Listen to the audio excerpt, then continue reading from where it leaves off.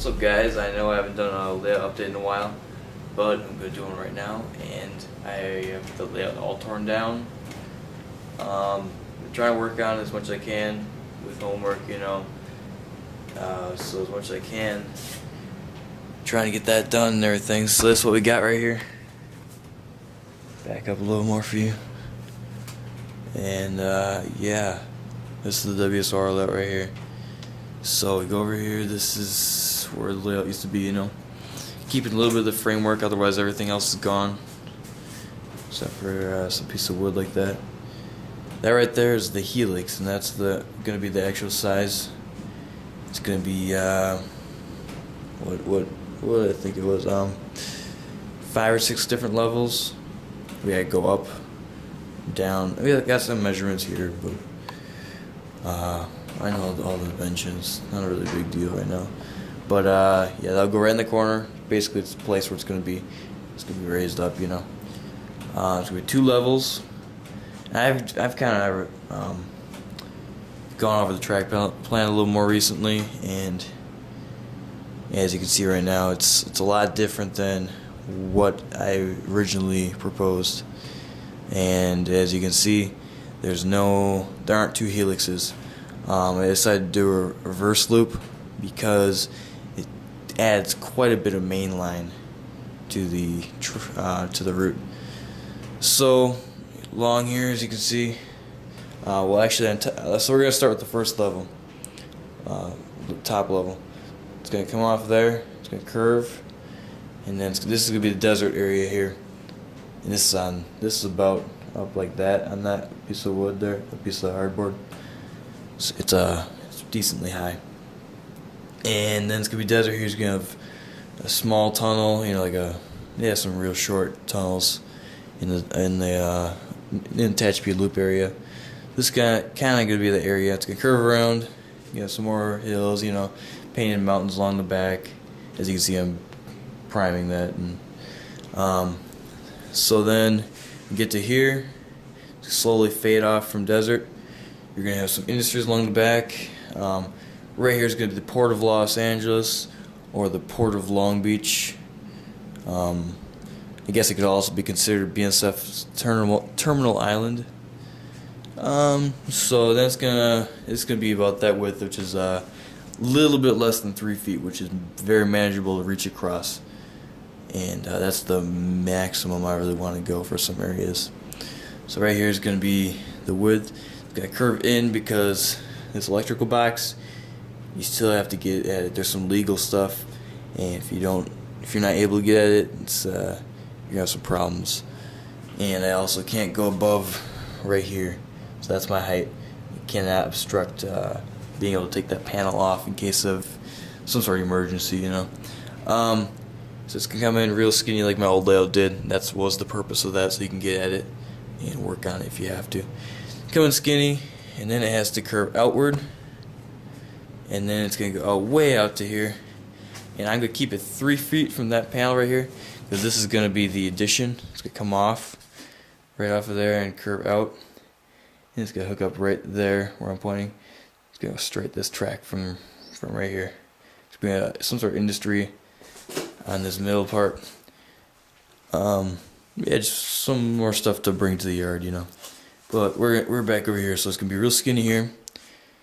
That's gonna be the end of the intermodal area.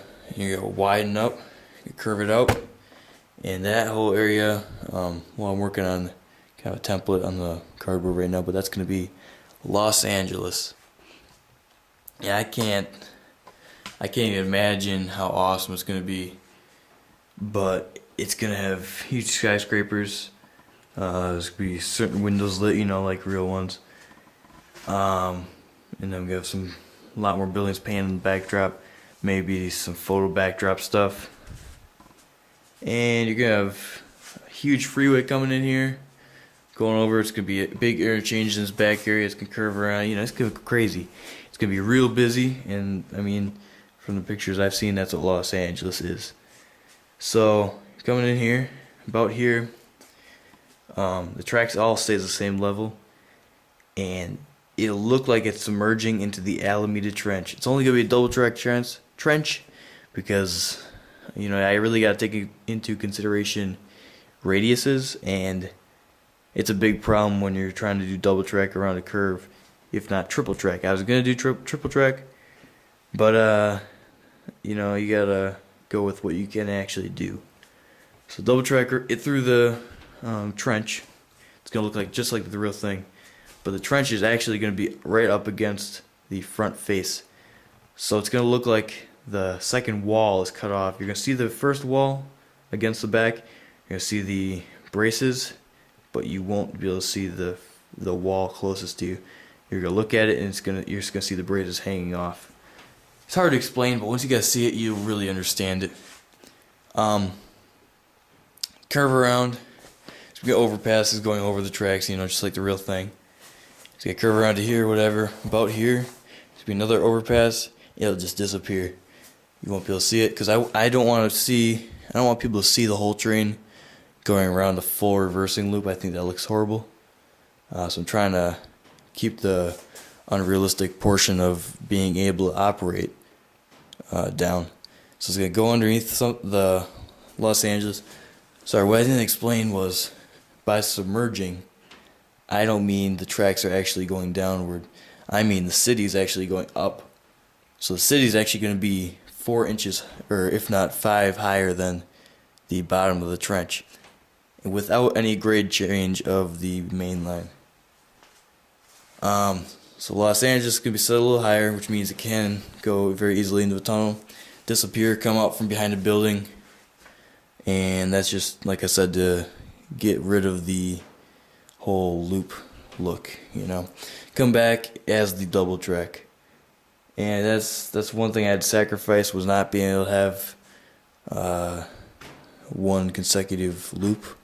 It's going to be, I mean 2 consecutive loops, sorry. It's going to be one big loop that goes next to itself in the opposite direction. It's going to come back, like I said, curve in this way. So it's going to go around it clockwise if it's going down. And then it's going to come out and along the back. And the thing I didn't say was this helix is going to be single tracked. And people are telling me, do not do a helix single track. You're going to be sitting there waiting for 20 minutes for your train to come out, and it's not going to be fun, okay? I totally disregard what they're saying, and I think it makes it more of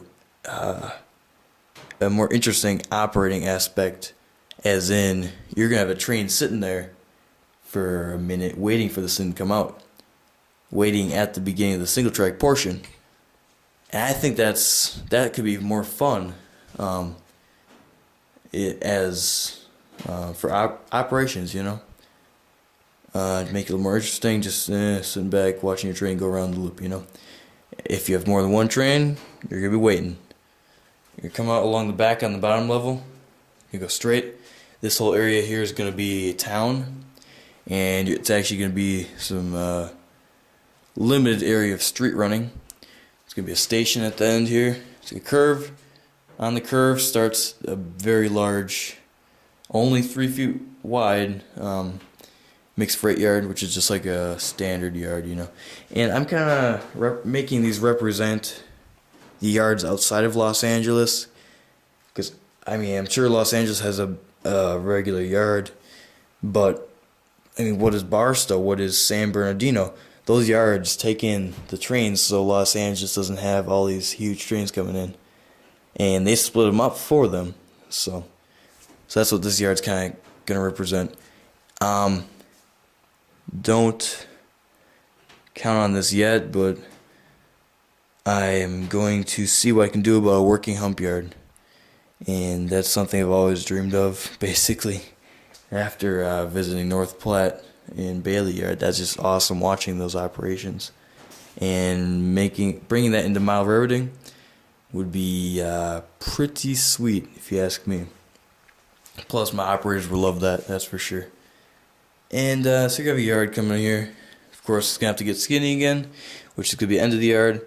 So what am I thinking? 20 cars on a track from that point to that point, and that's a decent sized train. It's not a big layout. Sure it's 2 levels, but you gotta keep a minimum on the trains. I'm thinking that's gonna be 20 cars. Might be a few industries along the back, whatever. Now this area gets a little more complicated because the inside is actually gonna be hollowed out.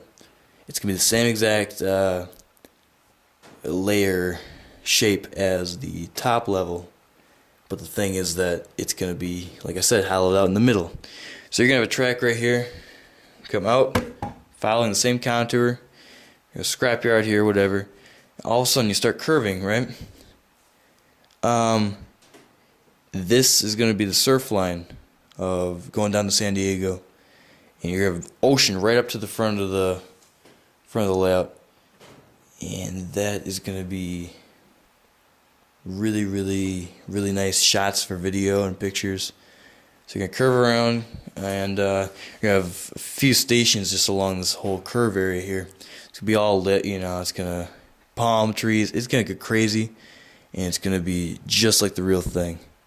It's gonna curve around, go behind a building, disappear, same as the top level, so you don't see the curve again. The thing is, since it's hollowed out in the middle, I'm gonna have a fascia right on the edge curving around. So you're actually only going to have about 1.5 feet on the bottom level of width, if not 2 feet for the ocean, you know. And it's going to hide the middle by having a fascia there. So then we have this track curved back around, and same as the top level, it's going to come back as the double track. So you can go back up back the helix, you know, back up. And I mean, you can run trains around all day, but you're gonna be transferring stuff from the industries up top down to the main yard, interchanging with the WSOR, interchanging with there's probably gonna be another railroad down here somewhere. UP, BNSF, Surfline, Amtrak Surfline, Amtrak Southwest. I mean, it's gonna get crazy, you know. So, and it's going to be a lot of fun to operate. So, I mean, I have my operators right now, you know, but eventually I'm thinking about getting a nice operating crew going, you know. I mean, sure, it's only going to be able to handle 3 or 4, but I only have 2 or 3 guys right now, you know, and they aren't going to be available every week. So, anyway, guys, really appreciate you watching this. I know it's long, but really kind of gave you a feel for what I'm going for, and I hope you also understand it. I know it's all in my head at the moment, but trying to get it out there, you know. So I'll be making lots more videos, believe me, and I'll see you later. Thanks again.